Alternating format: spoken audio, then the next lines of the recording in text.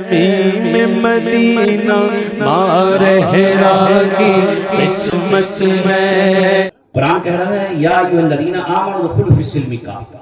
اب یہ آیت مبارکہ جو ہے قرآن مقدس کی ہے۔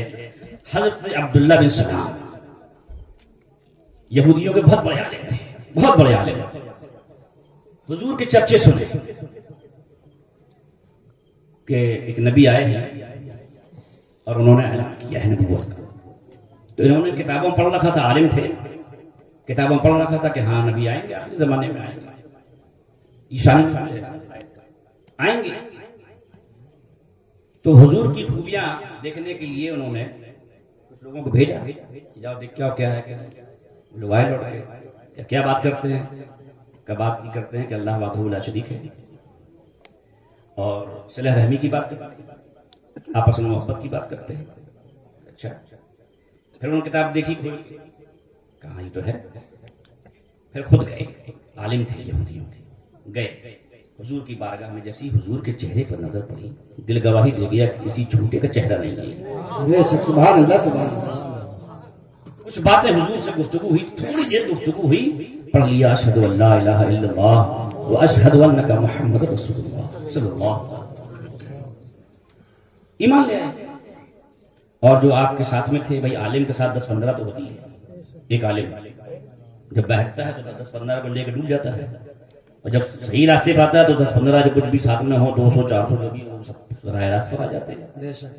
تو عالم تھے، موسیٰ علیہ السلام کی کتاب توریت کا علم رکھتے تھے، تو وہ جو ساتھ میں تھے آپ کے وہ بھی ایمان لے آئے۔ ایک دن سوچنے لگے کہ ہم نے محمد رسول اللہ کا دین قبول کر لیا، اسلام قبول کر لیا، تو ہم اسلام کو بھی مانتے ہیں، لیکن دین موسوی میں سنیچر کو شکار کرنا منع ہے، اونٹ کا دودھ پینا منع ہے، اس میں منع تھا کہ نہیں پی سکتے، نہیں شکار کر سکتے۔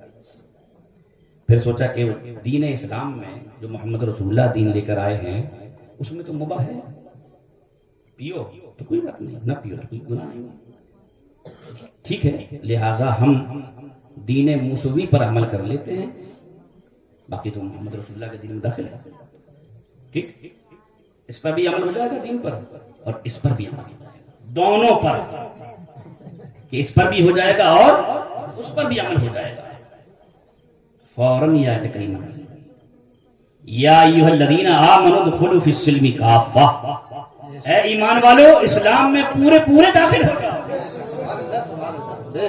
اب تمہارے لیے کسی دین کی ضرورت نہیں ہے، جب دین محمدی آ گیا ہے تو اب کسی دین کی ضرورت نہیں ہے، کتاب قرآن آ گئی ہے تو اب کسی کتاب کی ضرورت نہیں۔ یہ ان کے لیے آیت نازل ہوئی، ٹھیک ہے، کسی دین پر، کسی کے دین پر چلنے کی ضرورت نہیں ہے۔ اسلام خود ایک پورا دین ہے، اسلام سب کچھ سکھاتا ہے نا، سب کچھ دیا ہے اسلام نے ہمیں، کیا نہیں دیا اسلام نے، سب کچھ دیا ہے، بس ہم تلاشتے نہیں ہیں۔